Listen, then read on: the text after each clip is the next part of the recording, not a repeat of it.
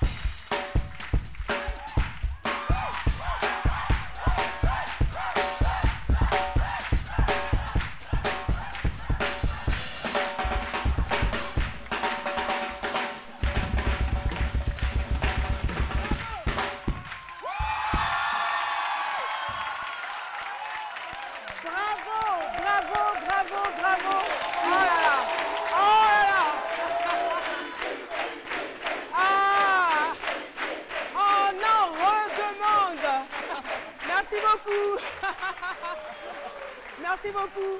Eh bien, on ne va pas bisser, malheureusement, mais on va plutôt écouter l'histoire de ce grand homme. Comment est-ce qu'il est parvenu à faire ce qu'il fait, par où il est passé? Pour ce que je sais, pour la petite histoire, c'est que Paco Seri, étant enfant, il avait à peine 9 ans, il vient voir son papa et il dit « Papa, je veux être musicien ». Et qu'est-ce qu'il reçoit? Une baffe. Son papa le gifle. Paco Seri. Bonjour et bienvenue sur le plateau de C'est Midi. On l'applaudit très fort, notre invité.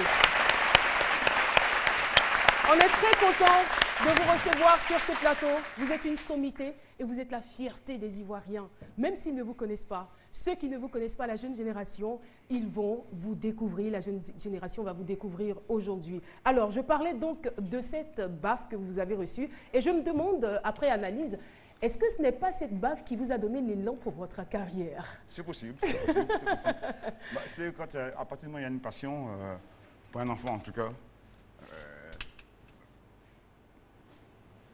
qui a envie vraiment de faire ce métier-là, je crois qu'on ne peut rien faire. Tout enfant qui naît en tout cas. Excuse-moi, je suis un peu ému alors. Yes. Oh là là. C'est normal.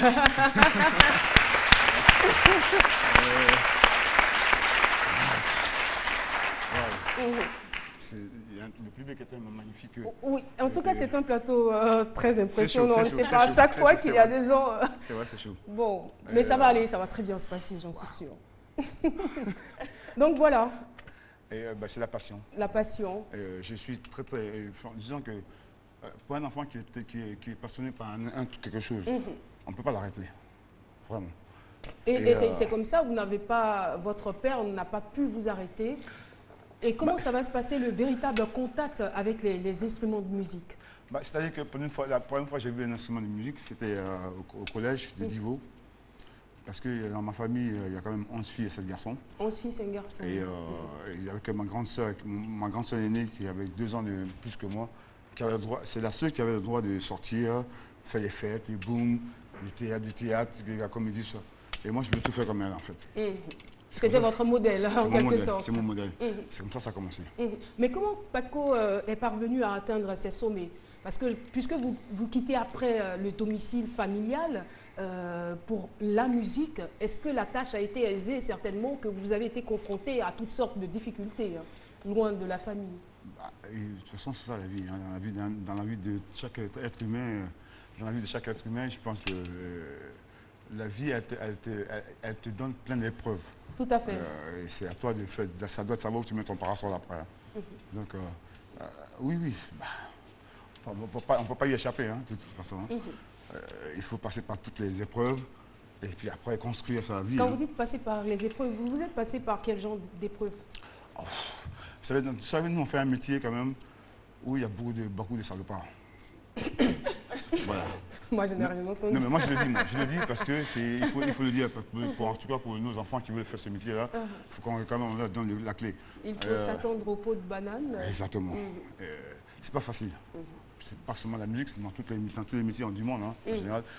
Mais surtout quand vous avez du talent, que vous êtes brillant, vous êtes donc sujet à beaucoup de jalousie. Il y a beaucoup de jalousie, il y a beaucoup de propositions indécentes. Exactement.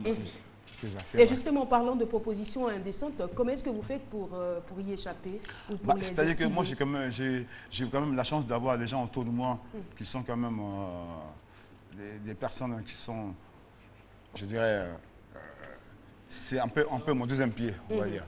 Hein, qui m'aident, parce que nous, les artistes, on est un petit peu la tête en l'air quand même, hein, des fois. Hein. Donc, il y a certaines choses qu'on ne peut pas faire. Donc, j'ai eu la chance de rencontrer la mère de ma fille, qui est aujourd'hui mon agent, mon manageuse, et c'est elle qui mixe mes albums en même temps. Ouais. Ça veut dire que vous n'êtes plus ensemble? Bah, ça fait, enfin, je veux dire, ça fait 9 ans sentimentalement parlant. Sentimentalement, ça fait 9 ans qu'on n'est plus ensemble, on ne vit plus ensemble. Mais vous travaillez. Mais on travaille ensemble. Et la collaboration se passe bien? Ouais, on est les meilleurs amis du monde. Oh là là, et elle est dans ce studio, on va la saluer, avec la permission bien sûr de la réalisation. Voici donc l'agent, voilà. La dame que vous voyez est l'agent, malheureusement, pour l'instant on ne la voit pas, voilà, on la voit maintenant. Elle est l'agent de Paco Seri. Merci pour tout le travail abattu. Et crois-moi que on a franchement, aujourd'hui, dans le monde dans lequel on vit en ce moment, pour moi en tout cas, excuse-moi mon frère, mais les femmes, elles dirigent les affaires mieux que nous. Non, tout le monde sait ça. Vraiment, vraiment. Moi, je suis d'accord avec, entièrement d'accord. Non, Quel genre d'affaires? Ça dépend aussi. C'est une évidence. Non, la femme a une certaine subtilité, une certaine sensibilité et une certaine intelligence et une grande sagesse. Tout ça, ça lui permet d'avancer, voilà, et de bien faire les choses. Voilà. J'ai bien l'argent, tout ça, c'est ça. C'est pourquoi ils sont beaucoup dans les guichets là. Il n'est pas gentil. Non, mais au niveau de l'organisation, franchement, c'est le top. Et moi, je voudrais remercier toutes les femmes du monde et leur rendre hommage aujourd'hui. Merci. Parce que, bon, c'est un peu tard, mais c'était la fête des mères, la fête de la femme. Et franchement, voilà. Bravo à vous et faites ça bien, comme ça on n'est pas emmerdé. Voilà. Alors, Marcus, voilà, on reviendra à toi tout à l'heure, Méliane. Et je veux dire que Paco Seri a côtoyé de grands noms tels que Jaco Pastorius, tels que Marvin Gaye, Nina Simone. Donc, comment est-ce qu'on se sent et qu'est-ce qu'on reçoit de ces personnalités, de ces sommités de la musique? Disons que moi, c'est le bonheur. C'est le bonheur et puis on grandit. De toute façon, on grandit. J'ai appris pas mal de choses, pas seulement au niveau de la musique, mais au niveau de la vie en général. Et puis, c'est des gens très humbles, tellement humbles que ça ne peut que marcher, quoi. Et puis, comme on fait partie du même registre,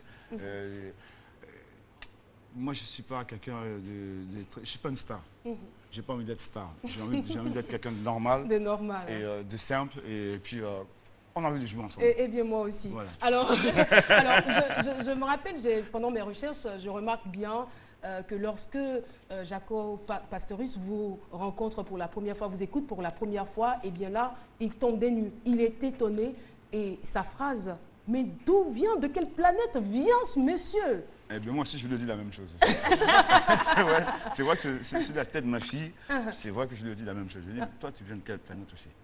Il m'a dit, mais en fait, vous savez qu'il est quand même Apache, c'est un Indien. Hein. Indien d'Amérique, il est un vrai Apache. Et moi, je le prenais en fait pour un Autrichien ou. Non, bah non, mais c'est un monument. C'est un dinosaure de la musique. Que ce soit harmoniquement et puis humainement, c'est une crème. Il vous a donné une certaine impulsion? Bah, oui. Et puis vous savez que le premier concert qu'on a fait, on n'a jamais répété. On a répété dans l'avion. Dans l'avion? Oui. On a répété dans l'avion. Et ça s'est bien passé? Bah, oui, ça s'est très bien passé parce que comme lui et moi, on joue instinctivement. Donc, moi, je ne sais pas lire la musique, moi. Je ne sais pas lire aucune partition. Je ne me suis jamais enfermé dans une pièce pour travailler la batterie pendant des heures et des heures. Ça me fait chier parce que ça m'emmerde. Voilà. C'est la même famille. Hein. Pardon. Mais c'est pas grave. C'est l'émotion. Oui, je comprends bien. Nous avons quelques réactions Facebook. Alors, Méliane. Amael Adjon, le célébrissime Paco Seri, virtuose de la batterie, voilà un monsieur qui hisse haut la musique ivoirienne.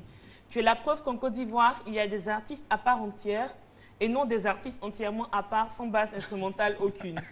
On a du bonheur Bouroussou qui dit Paco Seri, un batteur et un percussionniste de jazz originaire de la Côte d'Ivoire. Il est principalement connu pour avoir joué avec Joe Zawinul. Exact. D'accord. On a dit Serge Assier. La batterie n'a aucun secret pour lui, c'est un vrai monument de la musique. Respect. En tout cas, respect. Respect à l'artiste. Oui, c'est ça. Je veux dire que moi, ce qui me préoccupe un peu, c'est le côté matériel, au fait. Parce que Paco Seri, c'est vrai, les relations humaines, tout ça, même la femme, tout ça. Mais Paco Seri, est-ce qu'il a, pu me dire que Paco Seri a l'argent aujourd'hui? En tant que vrai Ivoirien, parce que nous, les Ivoiriens, c'est ça aussi. Est-ce qu'il a l'argent? Avec tout ce qu'il fait, il tourne partout, est-ce qu'il a l'argent? Mais j'ai l'argent et puis sans avoir l'argent aussi. J'ai les deux. Comment vous n'avez pas l'argent puis vous avez l'argent? Oui. Ça s'explique, non? Ça s'explique que il y en a, mais vous n'avez pas envie de dire sur les antennes ici que vous avez. Bon, d'accord. Ça, c'est privé, ça. Alors, alors, qu'est-ce qui fait, par exemple, que Paco Seri est beaucoup plus connu à l'extérieur que dans son propre pays? Bah, parce que je fais une musique qui n'est pas très connue ici. Donc, les gens qui ne sont pas... Vous savez, on doit les Gbagbo, les Zouglou et autres. Coupé décalé. Coupé décalé, voilà. Mais c'est pas grave. C'est pas très grave, ça va venir bientôt. Parce que moi, j'ai quand même l'intention de monter quelque chose ici. Je ne vais pas en parler maintenant parce que c'est pas... Hein, on touche du bois, comme on dit chez nous. Mais j'ai l'intention de monter une école. Et si je vous dis une école qui va faire quoi? Servir à quoi? Former... ça va servir à former les jeunes artistes qui veulent faire ce métier. Et puis, c'est surtout une école de pratique. Parce qu'on a le conservatoire ici, tout ça, machin, mais on n'a pas vraiment une école de pratique. Justement, parlant de pratique aujourd'hui, quel est votre regard sur la scène musicale ivoirienne? Qu'est-ce que vous pensez de tous ces artistes chanteurs qui ne sont pas forcément musiciens? C'est pas grave, ça. C'est pas grave. Mais non. Ça ne les empêche pas d'exercer leur art. Moi, je ne mets pas de frontières. Je mets pas de frontières. Tous ceux qui veulent faire de la musique, je donnerai toute ma force pour les encourager et donner les bonnes clés pour qu'ils y arrivent. Voilà. Tout simplement. Et quand je vous dis par exemple Feu, Ernesto Djedje, ce grand artiste musicien ivoirien qui a su donc allier plusieurs rythmes musicaux internationaux tels que le jazz, la soul et tout cela avec la musique du terroir qui a donné donc le Ziblibiti. Qu'est-ce que vous avez envie de dire ou de rajouter à la suite? À Djedje, monsieur Djedje, c'est quelqu'un que je respecte beaucoup, que je respecterai jusqu'à la fin de mes jours parce qu'il a apporté quelque chose de nouveau dans la musique ivoirienne et qui s'est propulsé un petit peu dans toute l'Afrique de l'Ouest et puis même à l'Occident aussi. Hein. Parce que le Zigri quand même, c'est chaud quand même. Et moi, j'ai beaucoup joué avec lui. J'ai fait tous les 4 derniers albums qu'il a fait avant de mourir. C'est moi qui joue là-dessus. Ah. Vraiment. Alors, malheureusement, notre entretien tire à sa fin. J'aurais vraiment souhaité vous avoir encore plus longtemps. Mais ce n'est pas bien grave et surtout vous voir jouer. Mais je le ferai. Parce que demain, vous donnez un concert à l'Hôtel Ivoire. Ça, c'est le cadeau des Ivoiriens. On a entendu parler de Paco Seri. Eh bien, on va effectuer le déplacement demain à partir de 19 h à l'Hôtel Ivoire pour voir donc, Paco Seri. En tout cas, moi, j'invite toute la famille du plateau. Hein. Oui. Et toute la famille de la RTI. On y sera. Et de venir parce que demain, j'ai plein de surprises beaucoup de surprises. On ne ouais. va pas les déballer. De toutes les façons, ça c'est une entrée en matière. Ils ont reçu un avant-goût de ce que vous savez faire. Et je vous assure que ce n'est rien face à ce que l'homme a dans ses tripes, dans ses doigts, dans ses pieds. Il est impressionnant. Peut-être qu'il n'a pas pu tout exposer aujourd'hui, mais déplacez-vous. Effectuez le déplacement et vous saurez de quoi on parle. Merci beaucoup, Paco Seri. Ça a été un honneur pour nous de vous avoir sur ce plateau. Bon vent encore et encore. Et continuez de faire plaisir aux Ivoiriens et aussi au monde entier parce que l'extérieur en profite encore plus que nous.